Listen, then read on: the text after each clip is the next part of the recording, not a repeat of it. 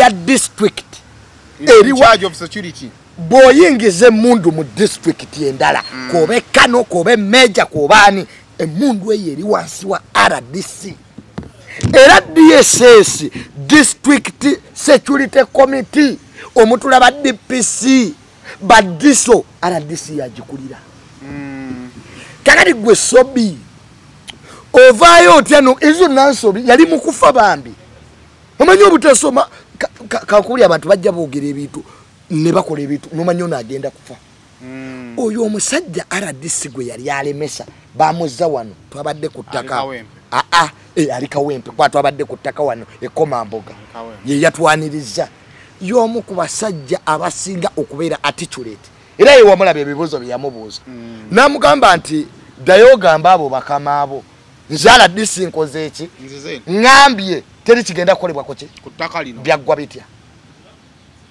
nga sobya mugambo manyigwe nyina kukozesa esobi kati ani yakoze ensobi yeri gye bamusindika okumaliri RDC yamuliko amumanyi oweri oyinza okuboga manti zino family sibajaze ezaguze nga yabadde security threat mu district yayo ngani ebadde security threat ati wagambye bamuguze bamuguza amateeka gonna nga ogenda kuuma ettaka osookera wala RDC kakati dini lubo waba informant bebe bani asobola kubanga abalina kaje bali asobola kubanga abalina nyenze yanjogerako bya bulimba nze investigative journalism ye yali yabufere era mu the victim nze jogeranga victim kai I would have taken that idiot to court yagamba I was solicited me and my father mutusabiriza tuina betwagala okujja ko sente which wasn't true kakati okutte somero olikubye abana basiyazi ka evidence ko tulaga ka video abana bayimiridde atoma zato osabiriza bali sente bali aberi ajja kusibwa omanye cha nyinza subi wali omuntu agamba noddamu mayino ga ekyo kati akimaze ekya kikoze ki akimaze naye I have now learned nine ebintu byenyenze njiga sayimo so these are lessons era bambisimo nenyalo abutakola kati baperegesi bo bayingira mu kwa baperegesi be Uganda baperegesi abo bazenga ba onyumya ne donizera tuzenga tunyumya nenga mu private discussion yes okay obo kyanyumya naye kati yagala kwebaka kati junior doni jatugende webaka okyalina byegamba omugagga omuyambi we nagamba kyeko omugagga ayagala ko omugagga bali mu lukuubo kasitaba oli akuti akasawo nga bakamujjako Almutawa Enterprises Limited bano bakugu nnyo musonga za real estate season na oyagala kutunda oba kugula ttaka wekwate Almutawa Enterprises Limited tulina ploti ezenjawulo enteketeko bulungi ate nga ne bbeeyi yazo esobokera ddala ensonga zonna ez'ettaka wamu n'okulikulaakulanya tuzikolako tugula sako n'okutunda amayumba era tusolooza n'abapangisa oba okulabirira ennyumba zo abakozi baffe bonna bakuguka era bakozesa mazima meereere Crystal Clearing and Forwarding Company Limited bebokka basobola okukiriyalinga emmotoka okuva e Mombasa ne Dar es Salaam ne bagituuse e Kampala nawe ayagala okutumya emmotoka okuva Japan etuuke Mombasa oba Dar es Salaam weebali okuyambako Crystal Clearing and Forwarding Company Limited bakola ku nsonga z'okuwandiisa emmotoka omulundi ogusoose mu URA okukyusa namba plate z'emmotoka okuva mu ya blue oba red okudda mu namba plate za bulijjo transfer z'emmotoka oba okukyusa logbook car import and export duty computation byonna babikolako basangibwa ku Coin Car Bond mu maaso ga Crown Beverages oba ku Pepsi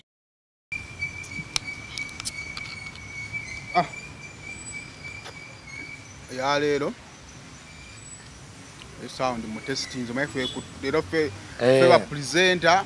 feba presenter feba moderator febuli kimu ensi bwe yeetaaga abantu naye batuka munaku enkulu nako enkulu kati bazifaako okusinga sente ze banaalyanga Christmas ewedde kyekyo era nze mneera kyenkugamba nti omuntu yenna mu biseera bino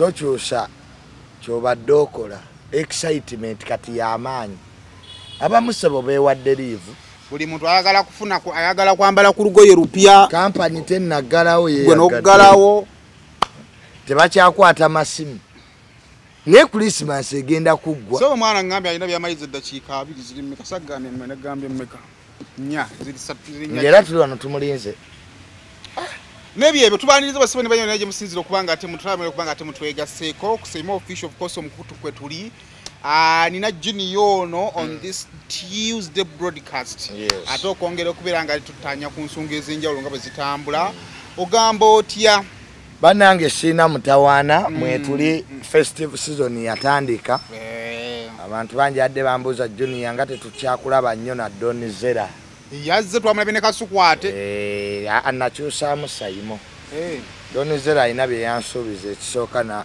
n'atatuukiriza idi mugenze Dubai ekyokubiri abantu baba bamutambulirako omanyi omugagga babeera ne baperegesi abawuzi b'obunyama abo batambula nababa bavubuka bayinza okugobera abantu kubanga bo obwongo bwabwe bubalowoozesa nti Donizera ewiiki 2 zagenda okubeera wano nti omwaka gwonna ngumazeeko taliiwo kati zino zenkulu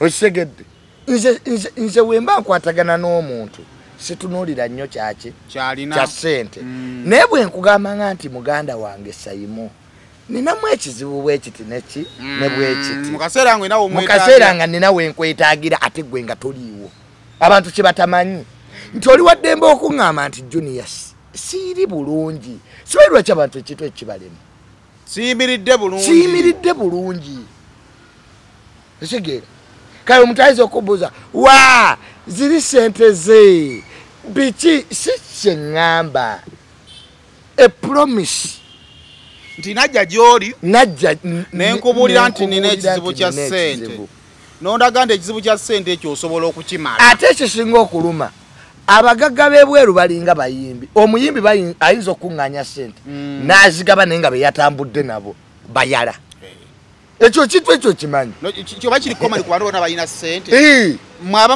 abamugwamu obugwi abapya abawa naye bano ababeera waawo tebazirabako oba balira mmere kakati simanyi kakati omugagga yenna abebweru ogenda okulira ono yatutta 10,000 oliwo kizooke naye nzoowo nze abeera waawo ku kido seetaaga amafuta okujja nti waliwo ebiseera Donizera we baamuvuma nenyimirirawo omuntu ayinza okubuuza agulimenti yammwe yali etya yagamba omuyimirirewo osegera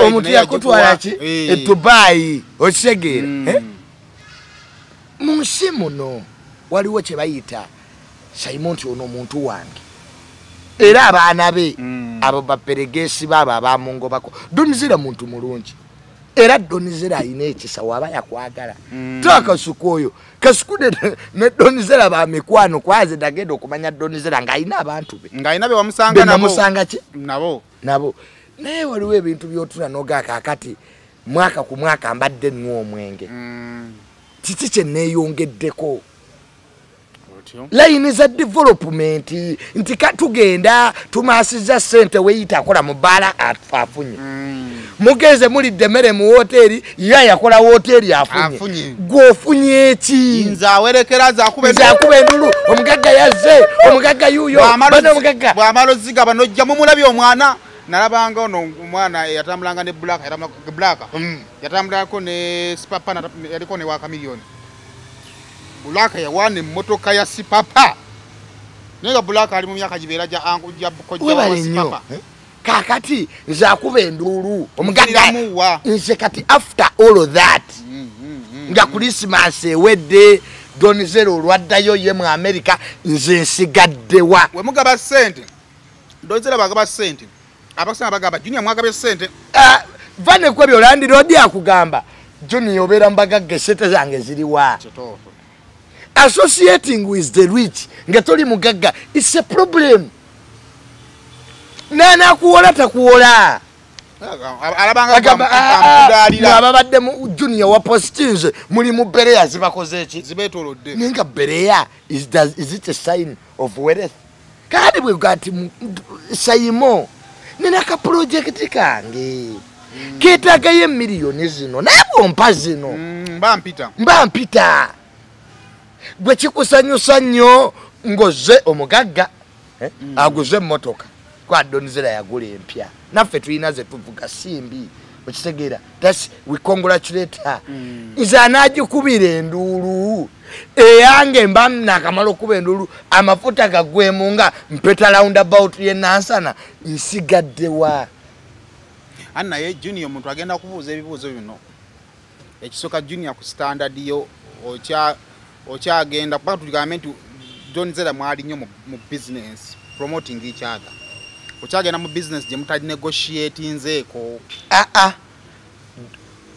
Donizera mukwano gwange nga mukwano gwange si business si okuyamba si kwa buwaze guba mutima so bina byoyogerako yalina kuyamba buyambi buntu aziki era demberiye era bambi simunenya saga abantu bankwate bubi bino ebintu bye tubaddemu bizze byapeninga ku bantu bangi nti sayimo oyinza okubeera n'emukwano gwo nga mugagga naye nga te ofuna ebizibu abakuyamba baki balala kati wabaddewo abantu abambuuza junior nga tetukulaba ne Donizera waliwo ebintu byo outlivinga naye bino byetwogera Donizera tebigenda mu surprising ku kamera waliogezezzaako okufuna one because I believe mwogera musobola chattinga abaperegesi beba ntama Anna osobola okwaccessinga inbox yo oba mukubira ekinakimanyi ye lwaki ta accessinga yetamanyi ate mugagga ate yetamanyi ate akati kiri kyawedde okwana n'ebizibu nabimala bino nze buli kitu sayime ekituukako ofunamu ekyokuyiga era ndi wano bagamba the lessons I have learned oluvannyuma lw'okukiyitamu kiri kasayimo waliwo ebizibu byembadde nabebba amabegaawo byotayinza kugamba nti olina bikabirawo waki so mu bufunze wano bw'omukabira akuwa essuubi nti ajja kubaako kyakola essuubi ddyo lyaliwo era nenguma neŋŋamba nti oyo wange esegera naye teyasobola kubanga kiyinza oba kya mirundi mingi ayinza okuba wamugamba kyewasaba tewakifuna wabula osobola okuba nga wagezaako mukubira nga takwata oba yasigala akubuzaabuza nedda sijja kitwala nti yasigala ambuzaabuza teyali wa mazima ekikuuma omukwano sayimo kiba kigambo ekyo sijja kusobola omanyi sayimo ennaku zino ofiirwa omuntu omunaka junior nga kitalo kesi ya mmeka byokulya tofaayo don't worry nkubiraako ku 8 miliyoni mmeka n'ogumira kwoyo wano okola pate embaga omunaka ati ebyokunwa abandaba nze mbitutte era ekyo mukikole ki mukireke oddamu okubira omuntu nga takwata which is wrong tutowa muntu ssuubi kutukana n'abalala n'abaleka emanye ekyanyiza ssuubi waliwo omuntu agamba n'oddamu mayino ekyo kati akimaze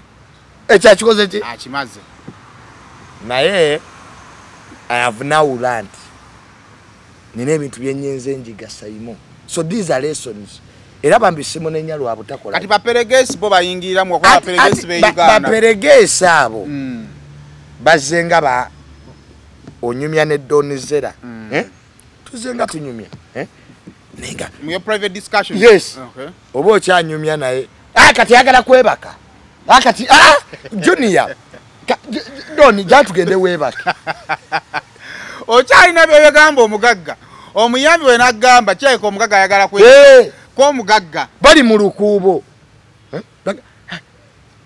kasita bawulira akasawo nga bakamuggyako Doni soko olete. Kale mbuzo yala okubuuza. Primitivity. Ye gwe bagamba okwebaka agamba ti. Munne buli mugagga abako n'abamutegeera. Era ngagamba Junior bangami ngene ne bate. Lindako. Buli mugagga abako n'abakola ki? Isawa z'okwebaka zira kazituuka nze nga njogera naye. Nga tonna boka sitabawulira ati alina kyagenda okuwa. Kasabawulira ng'otuusa ku kigambo nti mami mbadde njagala ku. Mami. Junior, omanyi Donzera alina omutima muno. Junior, sente mmeka? Tugende mu kisenge ekiko. Linda mu John. Soko ndiko tunabye twagala okugamba. Toddamu muwuliza. Baleeta ekibozaawo nga bamuzza mu lukuubo nga mukazi wattu ekyakyerabira kwabeera n'ebintu ki. Katole mami taddamu kujjukiza nti owa Junior twasemba okwogera ng'olina serezo oyagala. Donzera oba abagagga bonna tabeera ku kintu kimu. Kitufu balowooza bingi. Goyinza okulowooza akuliko. Naye ng'ate ali ku ki? Ne baperegesi bali abaana be abamuliko Lion Island. They are so primitive. So primitive. Bo bambi obwongo bwabwe bubalowoozesa. Bo engeri okay buli omu alina omukisa. Nze Donzera yanjagala. Ere Dubai wamulaba nga ankolidde buli ki yangulira tiketi mukazi wattu asudde hotel ngoza baperegesi bekyo kyabasanyusa tebagenda natuuka ku airport wano Entebbe peregesi omunanga emigugu gyaffe giriwa tebike gwe bukisajja gwe nagenda kwesitula migugu era peregesi yakunona nagenda nabo ngoza nagenda bwomu ate nze mmanyi naliwo nabakyayire Dubai abaana ne bagula enkoko ne bagula KFC ono natwala ekifi ono nga bagujuba na bugujubanyi nga bagujuba na bugujubanyi gurid no batunuulira ne bakuba ekikono talimu ino ogamba omuntu yampisa n'omuzogo guvaawo ddi ku bagagga buli yeetoolola omugagga waki bintu ebibeerawo n'obuzibu bubeera ku bagagga bennyini teri yeetoololwa babinga ye mulungi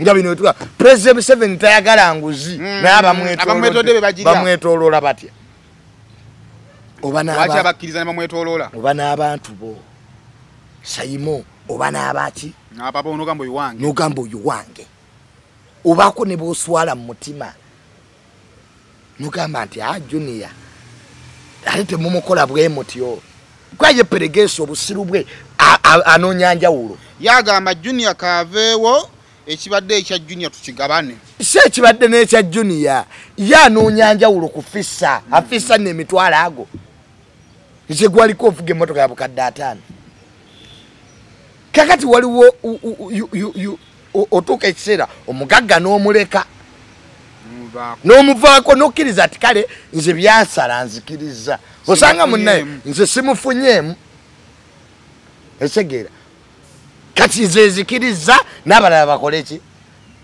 nze nagenda okujjawo ku podium wa Donzera nga bakuba bigayi neze ng'omutima gwe gwa bigayi ye mubi bino bye twalabanga olumu omugagga n'enswangula nadda ku bigayi n'amukuba nga bano abaana be baseesa abo abaana ensawo ya sente ziringa zaabwe omuntu temuyinza mwetuulula bwe mutyo omuntu temuyinza nali ne Brian White e Dubai Donzera nampa ettaka nangamba omanyi Junior mbawadde ettaka mwesaleko mba naakava okwogera naye nga peregesi n'amuyita wajjula nga bwati yabawa naga kakati eri wajjula era wajjulira ku nze baanammwe omuntu wesonyiwa omuntu nze ndowooza nalongo andisuse n'omukubirako bati nalongo kyaliwo oleke bana banawe boyita baperezikyayagala nalongo byonna nze ndi musanyufu era bayize simunyiigira segera naye I was disappointed somewhere segera manyi waliwo omuntu gwoyagala nga sina bya ssente nalongo omuntu mulungi sijja kusobola nawe onyizeewa sijja kudda akakatona mugulu nze ndi musajja mukatoliki nze omanyi Saimo seefeekinga I'm very honest. Nagambye Kasuku ko Kasuku Junior ensonga ezo Baade ku simu. Yes atukola show Kasuku nanga Junior ebya Nalongo bireke ensonga ezo nja zikola ki kuba nange ndaba Nalongo takola ki sina cheneta Donizera bye nafunayo bye yankolera mbisiima ebiganye munefe natuli bantu ekyo kyatoyina kyomwetaaza kikyamu osobola okubanga okyayina naye nga jasoze embu omuntu mulekera abantu be kati Saimo waliwo ebintu byotunuulira noga Saimo ekyo sijja kubeera mu mbeera kankive ekyo kakireke otegeera ekyo n'okikola ki ko bulamu busigala butambula Saimo tulekeraawo okulowooza nti abantu be bagenda otumalira ebizibu byaffe tulekeraawo okuteekawo opusi mu bantu nti gundi bwalemererwa nange nekoleza eki akati obuzibu buli bumu nti bwe tugamba nti tulekeraawo kugamba nti bagenda tumalira ebizibu byaffe byebizibu tukyabirina kakati tulina Christmas nakyo kizibu kiri awo ketunoonya abalala ensi teggwayo ekyo naye byebizibu tukyabirina naye Saimo kyenjize zo Bayibuli kibaawo mbaamu kyenkola ki Saimo osobola okugamba abantu nti babeera n'obalwanira ku media awo naye olunaku lwofuna ebizibu wotegeera nze ebizibu byonna byenzize enfuna Nalongo simulabamu I swear Donizera simulabamu mu solution naliwo nga sina mmotoka zavaawa nzimbye ennyumba zavaawa kati yalibeerawo ddi omukubira kusigala nga mukubira ndulumbo omugaggazi nti no ino bwetaavi kuba ogenda tandika omunenya nga tani tamanyi sikyayina ensonga za Nalongo tuzireka lwa nsonga sikyayina kyaliwo osobola obba ng'onyiize bunyiizi kunyiiga bunyiizi Nalongo namumaze musajja we munenengana baamukutte ani gondi ani Deni Lubowa sagamba bagambye bya mmotoka sagamba Deni Lubowa nti bajja mukwata basobola omukwata sibu gwe bakwata mu Uganda nti abayina omusango kati gwe olowooza bali baavuma ne bwe kiba nti bulijjo tatugaa nti alina abanene oyo omuvubuka Deni namugamba nti alabayo mayinze Saimo nze nagaye amwe man of truth zera abantu bajja kukyawa ku mazima ze woba onyiiziza nkugamba ono si Deni Lubowa namugamba ntya wano ono si Deni Lubowa my brother you will die in stupid wars I always see you sometimes wasting time in wars with people but you can use that talent to make money omuweereza namuweereza ku WhatsApp kimweereza luvannyuma lwa kiripene y'abaana nange ng'amaze okunvuma mwalimu ebya family yali anenengera family yalina omusajja mu prisons musajja w'amaanyi gwe yali agamba nti muki nti oba mufere oba mubbi which is the work of IGG nanti yasobola okubeera nga babayita batya ba whistleblower abeera mulungi ng'oyina evidence ng'oyina ki obujulizi ng'oyina obujulizi Deni Lubowa yali afuuse personal ng'ebya whistleblower yabivaako omanyi amawulire gano ge tukola kasita ofuuka personal ku muntu analawo emboozi gy'okola n'ogyambala nga maybe content wa emboozi eyo wali tusigaza obuntu bwaffe ekikaabya olina kisobola okunkaabya I understand olina controlling emotions oleme kunyiiga nga nanyini emboozi naye tekijjawo emotions kati abantu bali beyayogerangako nabo balina amannyo gakuluma gaaguba oliisa ludda lumu gakunyenyeera bw'ossaayo ekyokya oba ekinyogo gagasanyalala ebibuno bijja omusaayi galimu ebituli tokyalya nnyama senyesa nana habo mouthwash gwe tukomezzaawo mu ccupa empya enyigiddwamu ekigambo nana wansi ne mu mbiriizi kakasa nti alambiddwa bw'atyo gwe bakuguza musange mu supermarket ne famasi zonna era yawandiisibwa National Drug Authority. Munnayuganda ali mu diaspora mu nsinga Sweden, America, UK, Canada, France n'okwetooloola ensi yonna tosobola okwetandikirawo online business gw'atalina mulimu ayagala okukolera ewaka akooye okukozesebwa nawe atalina budde bwa famire kozesa omukisa guno gw'alina omulimu online business eno egenda kukola nga supplementary income. Tulina abakugu abagenda okuyisa mitendera gyonna otandikewo online business yo. Okumanya ebisingawo n'okutandika online business eno yita ku website yaffe www.solomi.co oba tufune ku WhatsApp. Okubeera whistleblower oba investigative journalism tekijjaawo nti nze gwoyogerako nange siina rights zange.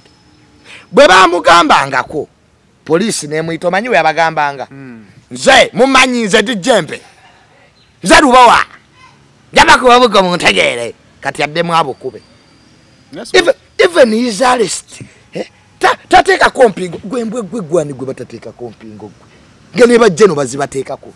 Can a police officer come here and I'm arrest in Nyomba? That you are breaking my hand. You are only boy in Gucci. That cowboy. That at Oraba boy in Bamukwata. Quite it's what get Wango Mukurembeze Wechivina Bamukutechi. You are under arrest. Obey. Never because come toy. Kadini walk I need to check it. Ze mulabanyo ebitu bino family twagasoma fere twagwa mu bigwe egocentrism akola stupidism akola idiocy gwe omanyi fere tulinga bano balala kwani gwosomesa gwembuga fere abana bana balire balala egocentrism olugezigezi fere bitu bino twabisoma fere twagwa mu bigwe nakati bisome joli idiot nakati bisome. I told that young man you're going to die. Okubye Captain Kasami Musias. What is the evidence? Later video. Omanyi kakati chensa mwene mbozi. Omanyi first of all agusima uli okusinzira ku mateeka ga Uganda buli tugenda side zetu batu promoting asunjagala just tuogere ko personal tugulyo bibiri abadde akubatu bireke. No, Deni Lubowa is a good journalist. Nze yajjaka ku office yaffe mutaka. Njaka kulaba mukama awo tutandika okukola investigative journalism takanuga go bagenda kukuta. But it's good. Byakola binonyi. No lwakwano zakola bizibu ebikuba abantu abangi. He goes to person. Yandikomyewa. Bobanga okola investigative journalism first of all arm yourself with complete evidence. How? Bogamba nti omuntu ono musiyazi. Tuwe video ngasiyaga abantu. Then to anti ogenda funa ebizibu. Kati ogenda komawa. Which evidence I got to bring in the court? Junior nze ndi muzadde. Mpira bulungi. Yes. Sisobola kusaba video. Ng'omwana okona kabasanya. Ati ng'omwana omuto akabasanyizibwa. Yes. As a parent. Yes. Bwe mpulira akuba endulu nti abakabasanya abaana. Bwe nsaba video nga okubalaba nga babakabasanya. Mbasogedde nga muzadde. Wabula nze bodda kweri ango y'okukyambala. N'atateekawo space ya munnamawulire n'abazadde b'abaana abakabasanyiziddwa. Then I will understand you. Sagala tuchinge ekintu ekigenda okutabula society. Kati lindako. Kati eno videos yaleeta ng'agamba nti esomera abaana babakabasanya. Walabamu ekintu ky'okukabasanya abaana. In that video. Njagala, because that's evidence brought. The rest is total rubbish. When abantu baze babagaba basiyazi nze kennyini kezo bamugamba musiyazi nenga bayimbi bane be babisamu sente. Have you ever seen Kenzo anywhere being married to a man? Tujewo obusiru and buli ayenda tetuina bu video ati kakati keep quiet because you don't have evidence. And enzo okubanga boyenda ko omuntu ayizo okuba akola ekintu nga kibi. Ne tuyina bujulizi bulumika muntu oyo gwe bagamye nti bona betwala ininga before court ne tubata babera sibaziba amisango. Naye omulamuzi agamba security agency nti okusinzira ku bujulizi bwolese. This man is not guilty. Kakati gwe argument is on the jury's point of view or it is on Kulimba point of view. Amawulire waliwo kye tuyita reported speech. nawulidde allegedly kigambibwa Dean Luwewa Sava akuba omuntu ng'akulaga nti obujulizi bwamuyinako bwebu baga ogobe mu kibya obumala eggobe mu kibya webale nnyo buliwa essomero ly'okuba mulimu abaana abali ebintu bisatu by'oba oyogerako wano ebiri very sensitive ng'ogenda obyogerako nga luyale olina complete evidence masomero omwana oyo gw'okubira essomero eryo olaba we baleeta pre-entries emakerere Kitende yazireesa nga waliwo propaganda atambula mbu Kitende ekoppa be balina zi 20 points ne bagamba nti balooya bonna bagenda kuba bava mu ssomero eryo if we are to take 15 points and above nowe baleeta pre-entry era abaana bava mu masomero amalungi era be balooya kati Gwachi? Naye era ekino kyatuyambako. Lwa propaganda. Kyajjawo luuma eyo. Luuma baagiteekawo ne bateekawo pre-entry. Abaana ne bajja ne bayita pre-entry luuma ne gwa. Naye bali abagaba emirimu. Bali botwalidde ekipapula ky'otova Kitende bo luuma yavaawo. You are looking at lo. Ebintu ebimu tubikola nga tomanyi ba casualties boolese mabega. President Museveni yawandiikidde omulamuzi ebbaluwa recently. Namugamba newe wandibadde tewaliwo mateeka ga protecting muzikiti godi Kampala. Common sense prevails. Okwata otyo omuzikiti n'oguteeka mu bigenda okutwalibwa. Andi yali ajjabuza omukulembeze w'eggwanga ati ebbaluwa yagiwandiise nga president bagiwandiise nga yasoma amateeka. Amateeka tukkiriza mu mateeka president yabadde ki? But you must move hand in hand with the society norms. Amateeka gayina okuba lwaki ebisiyaga twabigana. Amabina gammwe naye obuntu bw'ekisiro tekikontana n'obuwangwa bwaffe n'enzikiriziganya zaffe wano mu buwangwa bwaffe ekyaki ekkanisa n'omuzikiti nga n'emmoto yaffe eri for God and my country katuyinza kuleeta eri justification waliwo yagambye common sense amagezi amazaale gwe gayingiriramu era gasobola kujja mu recommendation tusazeewo ebintu bino biwambibwe naye nga kooti tusaba ab'enzikiriza y'obuyisiraamu mukwatagane n'omugagga ebintu ebireme kuwamba President nayongerako n'ekanonaga nti twatuuse tutya naawo Supreme Council etuuka etya ogati akakati n'omuzikiti nagwo how did we get there kakati Dean Luwewa nze semuyinaako buzibu bw'aba akola emirimu gye ng'alina evidence nze yagenda nanjogerako ze omu ku ba victims yagenda n'akwata ka audio bino bye twogera nga bye twogedde mbayinako obujulizi ogenda okuba ka audio ngiti waliwo we tusaba ssente sayimo investigative journalism olina okuteekamu ssente olina n'okulumika amasimu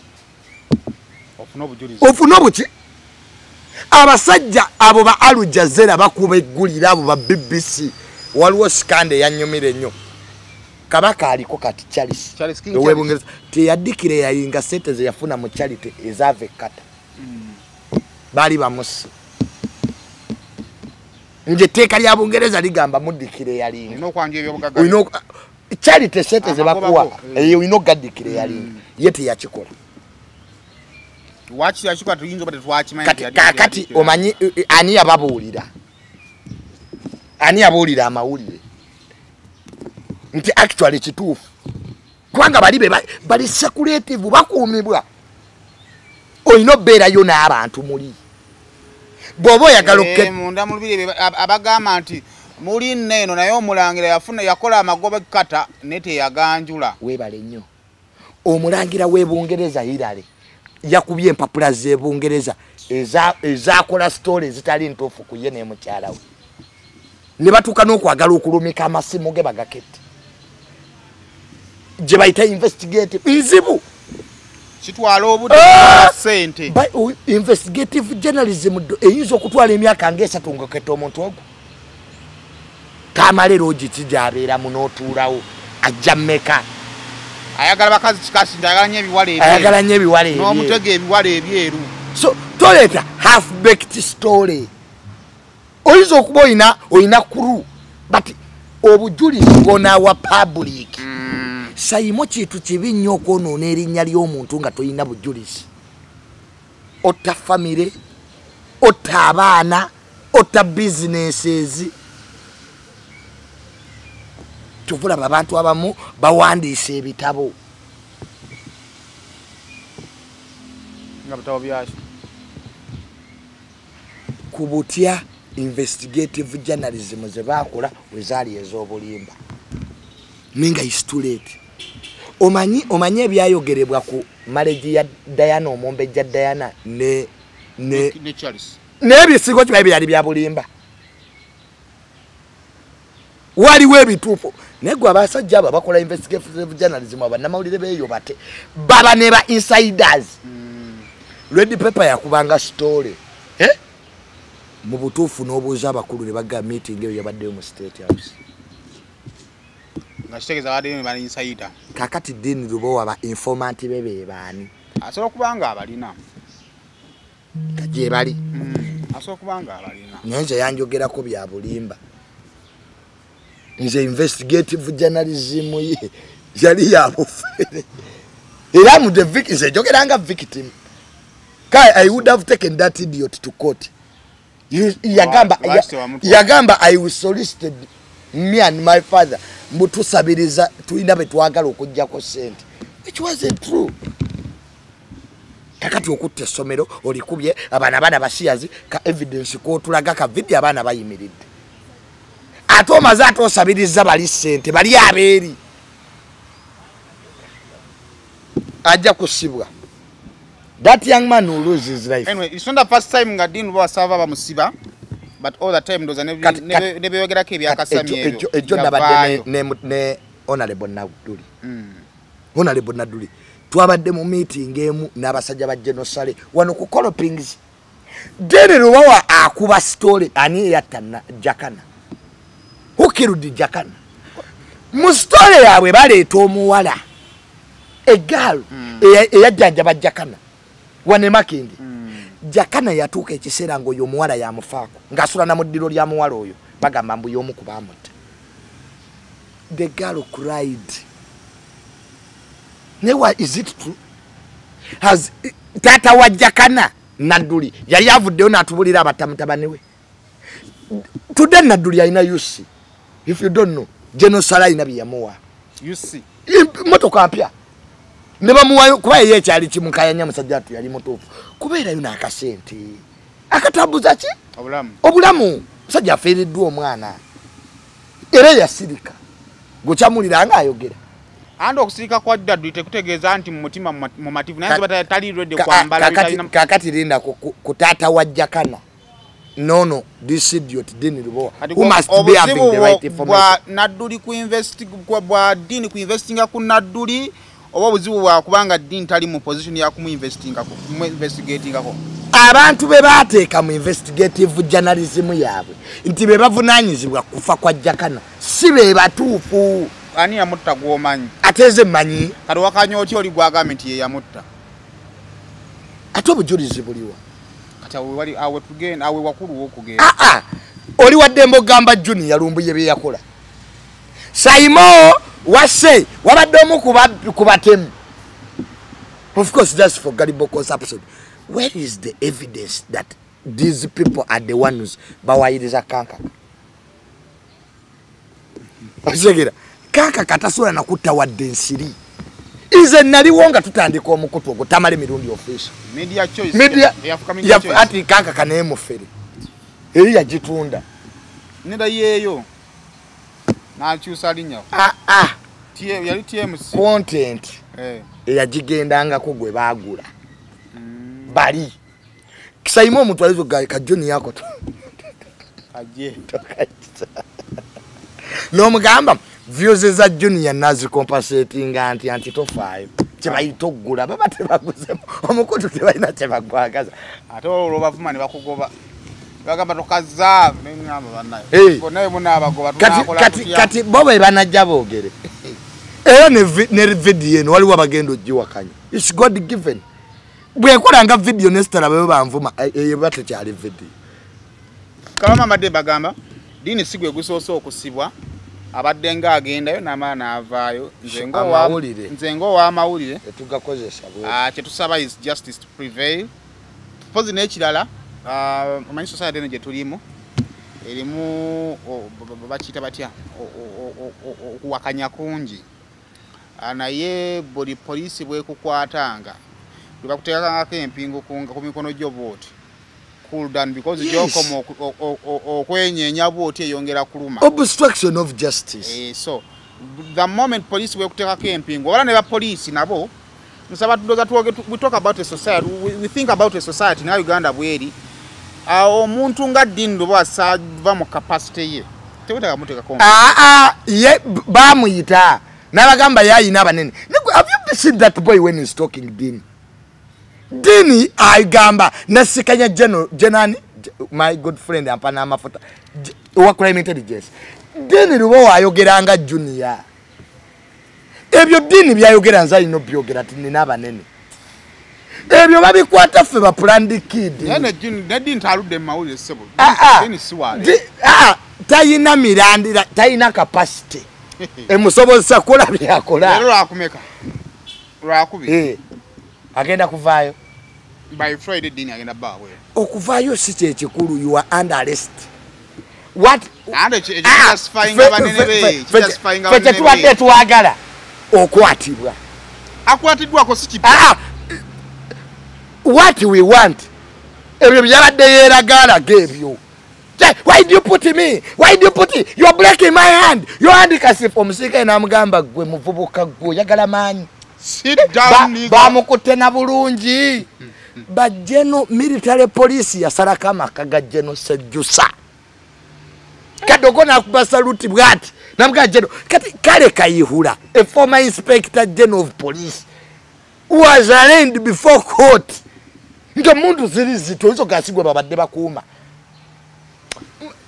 oda ya jeshi ni moja nze junior majega inzo kujano nega junior you under arrest to prove what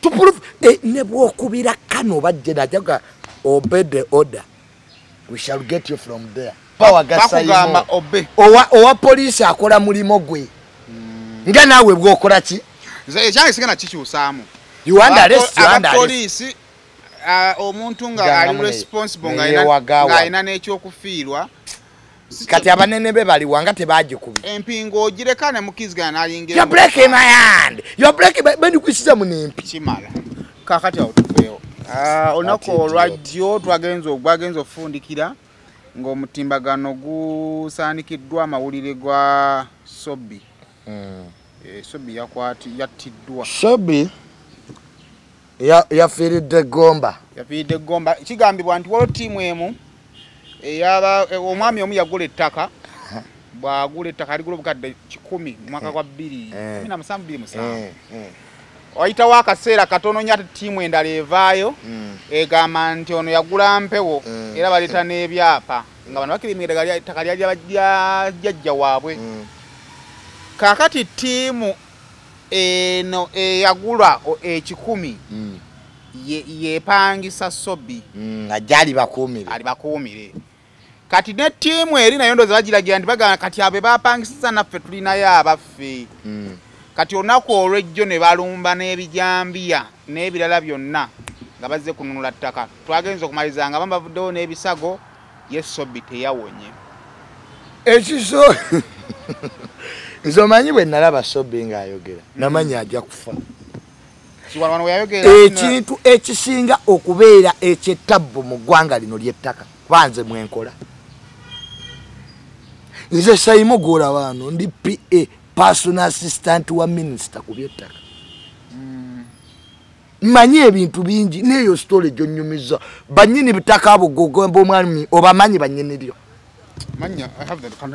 who are they research about them manye manya otegere bebani nawe ngenda kujja okuuma lyani birala bibasukkako Sobi yabadde nakufa tosobola family ya Paul Chibi era ng'ekulembera omukyala Debula Nagadia ne Banton Chiwewa kakati oli yagula obukadde 127 amanyiddwa nga Kaliisa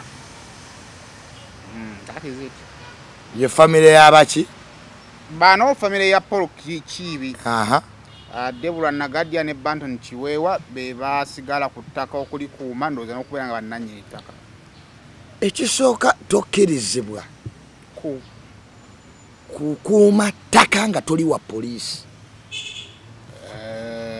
eyo directive ya president era kampani zonna ez'obwannannyini nazo tezikkirizibwa sayimo tosobola kugamba nti waliwo ettaka erina contest buli ttaka eririko enkaayana terikkirizibwa kukuumwa magye terikkirizibwa kukuumwa private company wadde gwe okufuna abayaaye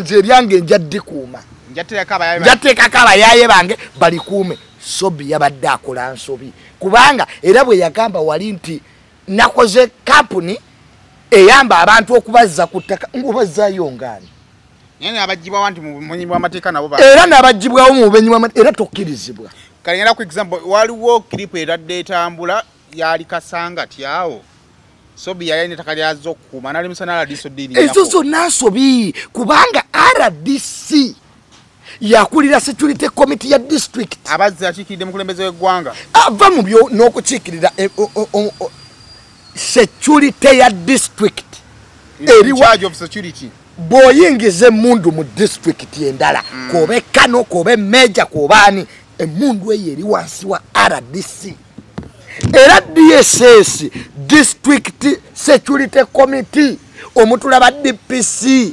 badiso RDC yagikulira kakati gwe Sobi ovaayo otya no ezo nansobi yali mukufa bambi omanyi obutasoma kakuli abantu bajja boogera ebintu ne bakola ebintu nomanyi ono agenda kufa oyo omusajja RDC gwe yali alemesa bamuzza wano twabadde ku ttaka ali Kawempe kwa twabadde ku ttaka wano ekomamboga ye yatwaniriza y'omu ku basajja abasinga okubeera articulate era ye wamulaba ebibuuzo bye yamubuuza n'amugamba nti ddayo ogamba abo bakama abo nze RDC nkoze eki ngambye teri kigenda kukolebwako ki ku ttaka lino byaggwa bitya nga Sobi amugamba omumanyi ggwe nyina kukozesa ekyobi kati ani yakoze ensobi ye eri gye bamusindika okumaliri RDC yamuliko amumanyi oweeri oyinza okuba ogamba nti zino family sibajja zezaaguze nga yabadde security threat mu district eyo ngani ebadde security threat ati wagambye bamuguze nekugamba nti amateeka gonna nga ogenda kuuma ettaka osookera wa RDC amanye nti olina emirimu twabadde ku ttaka ali Kawempe kwa twabadde ku ttaka wano ekomamboga ye yatwaniriza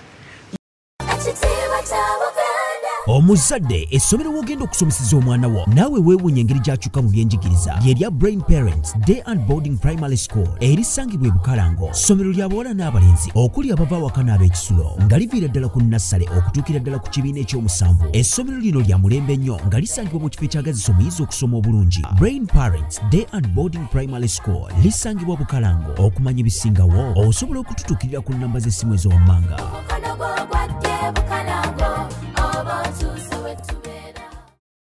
mbalamusizzaako nnyo bannyabo ne bassebo nga nsinzidde wano ku Rosemary Beddings nga ffenno twakuguka mu kisenge kyoba okola ennamba eri ku screen kwoba okuba oba tusindikira ekifaananyi ku WhatsApp kyonna kyoba weetaaze ate nga tuderivaringa Uganda wide y'omu ku basajja abasinga okubeera articulate era ye wamulaba ebibuuzo bye yamubuuza n'amugamba nti ddayo ogamba abo bakama abo nze RDC nkoze eki ngambye teri kigenda kukolebwako ki ku ttaka lino byaggwa bitya nga Sobi amugambo manyigwe nyina kukozesa ensobi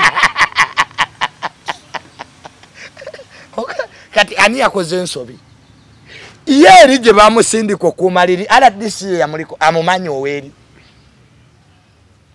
oyinza okuba ogamba nti zino family sibajaze ezaguze nga yabadde security threat mu district eyo ngani ebadde security threat ati wagambye bamuguze nekugamba nti amateeka gonna nga ogenda kuuma ettaka osookera wala disi amanye nti oyina emirimu neweeyanjula osegedde bane gano ge mateeka nti zaala disi nze Sobi tiye baŋŋambye gundi yanguze nina abavubuka bange bana tugenda kuuma ettaka lya gundi muli amuti mwine emmundu mwina amajambiya na nyondo n'abagirayo amateeka directive za president nti president agamba nti police yekuuma ettaka lyonna eririko enkayana Sobi tokkirizibwaki wano ayinza okuba yeyongerayo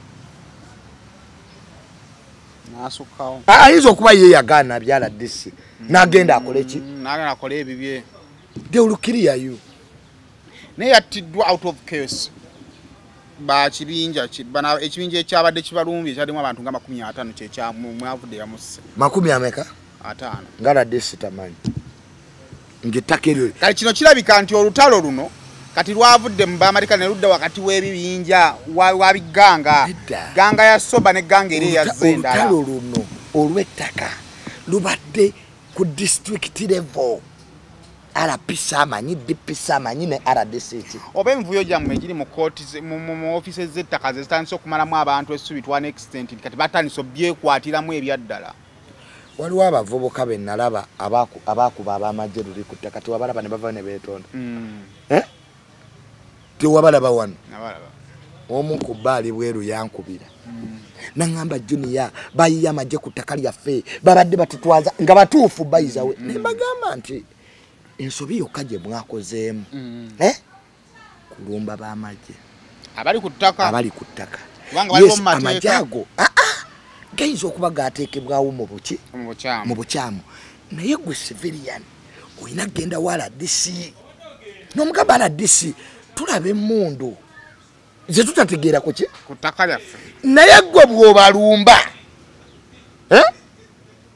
si kwe kufa mu chaos era twebaza ab'amagye abo kakati ku luno muganda wange Sobi omugenzi kibi nnyo okusalira omufu omusango naye ettaka president wiiki ewedde yawandiika ebbaluwa ng'alina famire gyakola ki gyazaako ku ttaka twagendayo ne batugamba mwe bino tebibakwatako famire naye nga president yawandiise yali tannawandiika ffe tugezeeyo tubatabaganye bino si byammwe eri mu Buganda bino bibasukka nga famire z'amaanyi bweziti mulimu meja mulimu ne bishop nga president abamanyi ti tukati Junior this not your concern mudeye Kampala ku headquarter okay netuwandiikira omukulu ebbaluwa netuga his excellence bino gwajja okukola ki wali abagamba nti gwabamanyi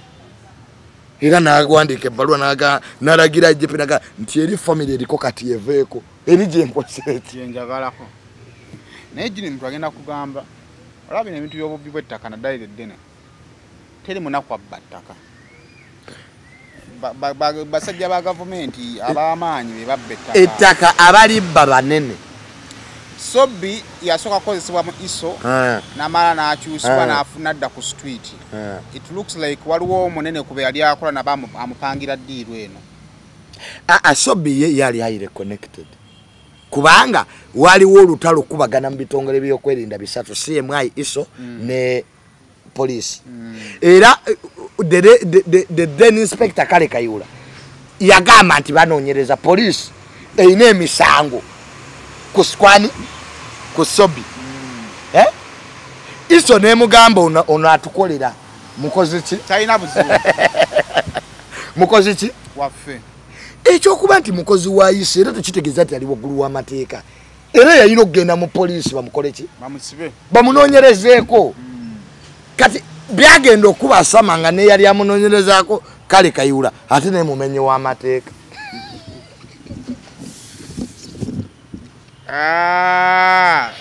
obuzibu bwe buva tosobola kuba na bamenyi b'amateeka nga be bakulira abamenyi b'amateeka byagenda okukomekerezebwa nti ate nga ye Sobbi bye yakola bitono oli omukulu agamenya bulala ng'omukulu agamba Sobbi oyo tumwetaaga kandi natunuya Kayihura ng'ayogera fenga poliisi naye wali okiwakanya nti tasobola mwetaaga ne Sobbi osanga naye yali yeetaagwa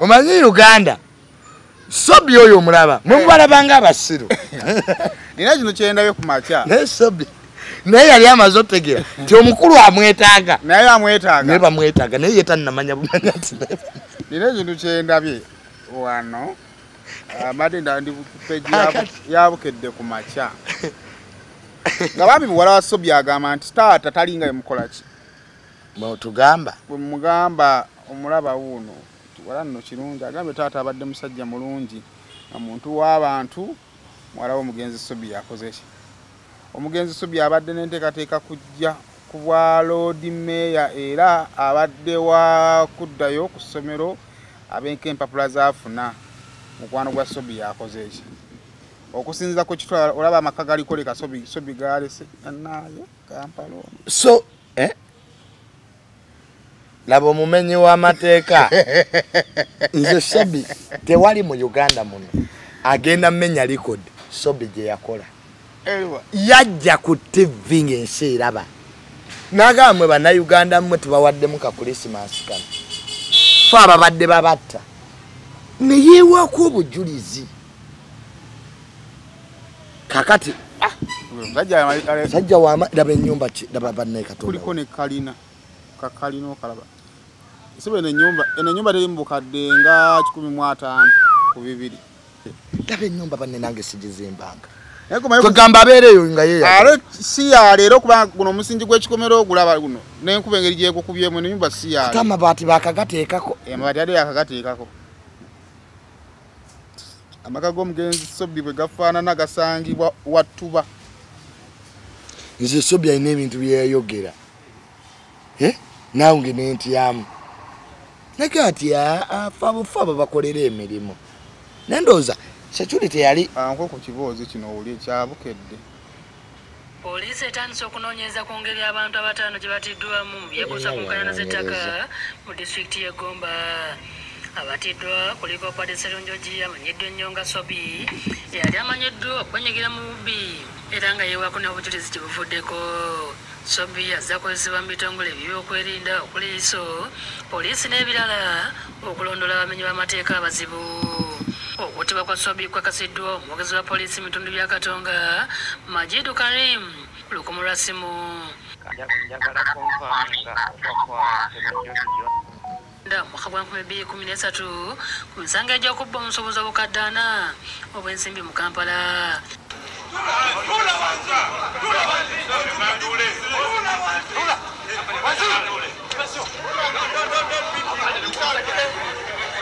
kakati sisuwe kasangati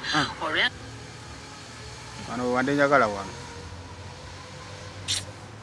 kakati the big question is ekyokubbanga buli kintu kyonna ekiba kibbiddwa nga kyamaanyi Sobbi alina erinnya eryo lirina okubeerawo amala gabaawo naye nalyo lirina okukola ki okubaawo olw'ensonga nti bye byali ebikola era mwenafunanga mu mwaka gwa 2021 yatunkana yali RCC Kasangati olw'enkana z'ettaka mu kitundu nga yatuuka n'okumulemesa okulituukako. Akati bwana radisi uli Sobbi yogwo ulira nze nkume ettaka abasigadde badde tebamanyi mwena muneetegereza nze mbukya ekisooka abanono wa poliisi waati soko buze osiwo waliwo yamugamba ozze mu bukyamu omusango guli buko oli mu nsubi Njagala bulungi saagala okole mistake. Ogenda kukola ensobi ate nja kukozesa ensobi. The big question is, I understand Sobi abadde omuduumizi. N'omulimu gw'omuduumizi kukola bwe abaana ne bakola ki? Ne balumba.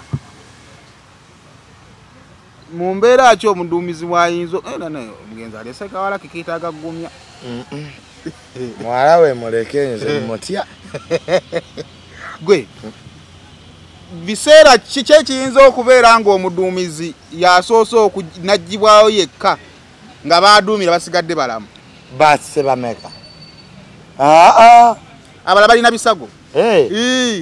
Ogo Nabo balaga babadde bakufa bawonye. Bawonye buwonyi. Twala bali balansoga sazanya nti bamwenyigidde, bamwejjiddewo. Abali wambo bamuji Afiiridde ofirizi ku mulimu. Afiiridde ku mulimu.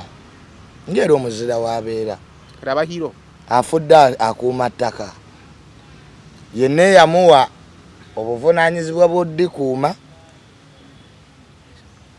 Nze bwe Sobi yadisigadde mbiri ebya security ebye ettaka zibu bannange. Ettaka zibu. Ne Uganda wetuba tutuuse mu mbeera nkati mu Uganda mulimu n'amakampani agawamba oba okukuuma amataka g'abantu. Tugenda kukomawa mu bintu bino tuyinza tutya okusitopinga obubbi bw'ettaka mu Uganda? Proposals ziri bbiri zendowooza nga nze ettaka liddire gavumenti ng'amawanga bwe gali amalala. Amawanga amalala land belongs to the state. Era osobola oddikozesa ku lease. Tukuwadde emyaka 4 mu emeka kozesa. Ne kati omuntu naga nti olaba ababbi bano batubbye teriri lya gavumenti lyaffe. Kati welinadda lya gavumenti atawa ababbi bagenda kweriisa. Yes, yajja kuba bagenda kukola nnyini lyo. Omulala naga nti olaba mu Uganda Land Commission erya gavumenti lyennyini enziba gye balitwalamu olwo we tunaaba lyonna ery'eggwanga banaakola ki? Tebabanga nabo olina obbawuliza. Oba propose endala eyinza okumalawo okwo ku bubbi bw'ettaka. Ab'ebibanja bafune ebyapa. Kubanga osanga Land Road nga yayina ekyapa nga kyengera yonna twatudde. Ate bangamba bulenga yenna wa muntu nenge ekyapa kiina family eryejo. Abaana baabali abeebo bananyini kyapa ne bagamba abantu mwegule. Mutuwe ku ssente musasule obusuulu mwegule. Oshegera naye ate nga mu constitution ow'ekibanja ekibanja kikyo ate weegula otya ku kikyo? Ofuna obwannanyini ku ttaka. Otofunira bannanyini ate ku ttaka lye ate nga ate liri olwedde olina ekibanja kyo. Constitution yeteeka. Anti ow'ekibanja obanga mupangisa.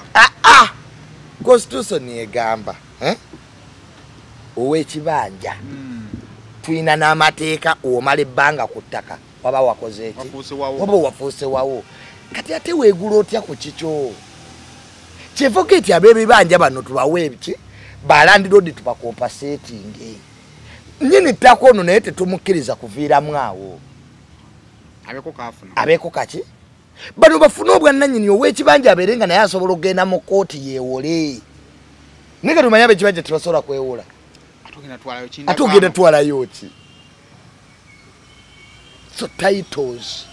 Kuba ab'ekibanja tolina obeera na abamu n'abantu be babagamba family eyo ebaddewo bambi. Tolaba amazaalo gaabwe. Tolaba talina kimwogerako. Amazeewo emyaka 3. Kati omugobaddewo amalala agatwalewa. So, baana baba Land Road be batuli obubi. Nenga ettaka ddyo lyerisitizizaani Sobi.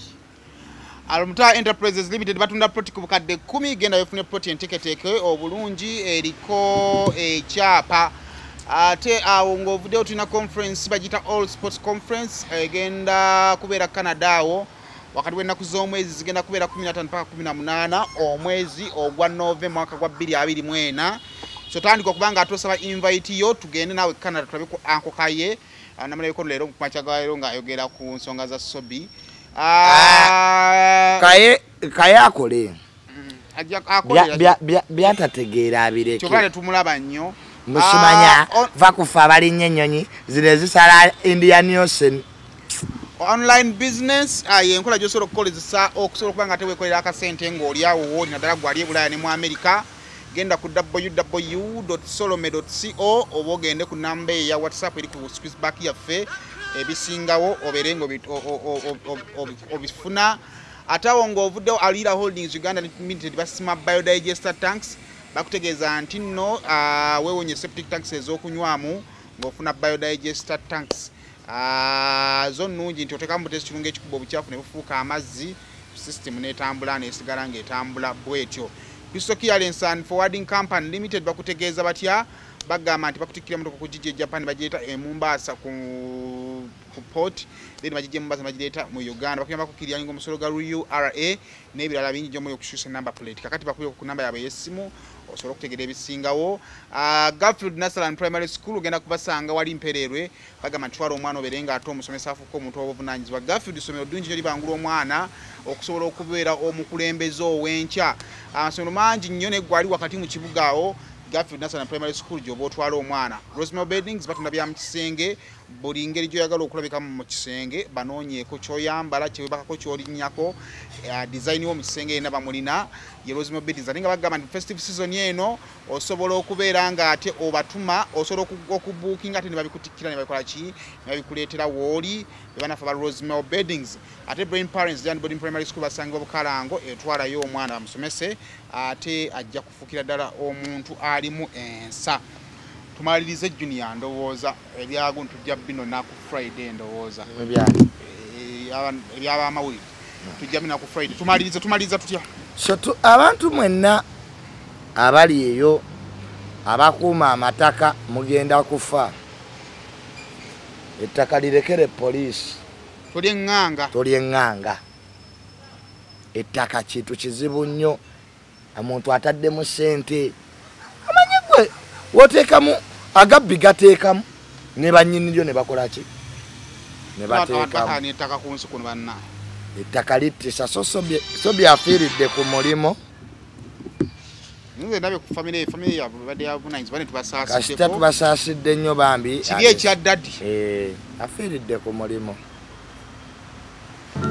Omuzadde nkwanjulira Garfield Schools Mpererwe emyaka 14 gye tumaze mu buweereza tulina obukugu obusobola okuwa omwana wo kye yeetaaga wano ku Garfield okujjako okuba nti tuli bannantamegwa mu by'omu kibiina si we kiggweera kuba tukimanyi bulungi nti Katonda yatuwa obusobozi obw'enjawulo abasomesa baffe bakugu ddala era omwana asoma bw'alabako bw'otuwa omwana wo tumukuddizanga mujjuvu ebyeddiini biri ku mwanjo nnyo anti mu kutya Mukama amagezi mwe gasookera tulina entambula eyeesigika era tosaanye kweraliikirira ku byakwerinda bya mwana wo. Togotogera mwana mwangu yeeka afuna omukisa mu kifo ekiteeketeekeddwa obulungi. Garfield Schools Mpererwe, every child, every chance, every day. Eno nene leero lwa nsonga nti nno era n'ekifo kya bbaala na restaurant so kiba kitegeeza abantu baba bangi nnyo okwawukana ne kuyawaka. Yes, kyobula bw'oliako ne tumugamba nti nno oyagala yaki alina kugamba njagala yawaka njagala ya bbaala yange oba njagala ya apartments zange. Kakati eno y'abantu bisatu so kupita ejja tuuka ekiseera ekole ki ejjule nga yeetaaga okugogolamu. Kati dhani omuntu okujja n'ajjamu amayinja kati aleeta buleesi lupiira ne lusonseko mu pipe eyo ne lunywamu amazzi ago. Kale noonya kuba nafa ba Alira Holdings ng'okozesa ennamba ezo ez'essimu okusobola okubeera nga ate bakutera